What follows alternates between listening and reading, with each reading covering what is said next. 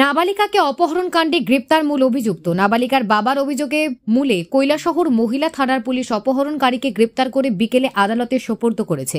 ঘটনার ব্যাপারে কৈলাসহর মহিলা থানার ওসি রিপিতা ভট্টাচার্য জানান, গত 31শে জানুয়ারি রাতে কৈলাসহরের সমরুরমুখ এলাকায় মুসলিম ধর্মাবলম্বীদের ওয়াজ ছিল।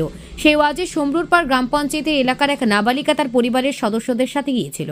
ওয়াজ চলাকালীন রাতে কোনো এক সময় কৈলাসহর ইছপ্পুর গ্রাম পঞ্চায়েতের পাখিরবাদা এলাকার বাসিন্দা সুবেল আলী 14 বছরের নাবালিকাকে অপহরণ করে সুবেল আলীর বাড়িতে নিয়ে যায়। নাবালিকার বাবা 6 ফেব্রুয়ারি বৃহস্পতিবার সন্ধ্যায় কৈলাসহরে মহিলা থানায় সুবেল আলীর বিরুদ্ধে অপহরণ এবং ধর্ষণের মামলা করার পর পুলিশ 6 ফেব্রুয়ারি গভীর রাতে সুবেল আলীর বাড়ি থেকে নাবালিকাকে উদ্ধার করে এবং সুবেল আলীকে গ্রেপ্তার করে থানায় আনে। 7 ফেব্রুয়ারি শুক্রবার বিকেলে কৈলাসহরে মহিলা থানার পুলিশ সুবেল আলীকে কৈলাসহর আদালতে প্রেরণ করেছে বলে ওসি রিপিতা ভট্টাচার্য জানান।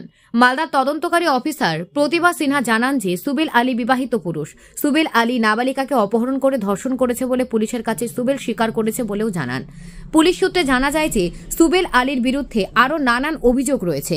পুলিশ মামলাটি রেজিস্ট্রি করার 10 ঘণ্টার মধ্যেই নাবালিকাকে উদ্ধার করে এবং সুবেল আলীর গ্রেপ্তার করতে সক্ষম হয়েছে। মহিলা থানার ভূমিকা নিয়ে নাবালিকার পরিবার সন্তোষ প্রকাশ করেছেন।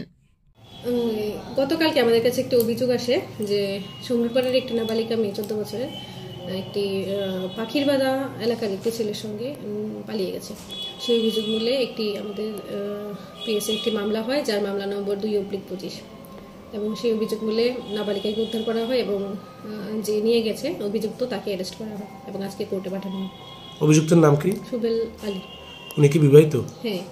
ওনার বাড়ি কোন জায়গায়? পাখিরবাদা। আর নাবালিকার বয়স কত? 14 বছর। অভিযোগটা কে দিয়েছে? নাবালিকার বাবা।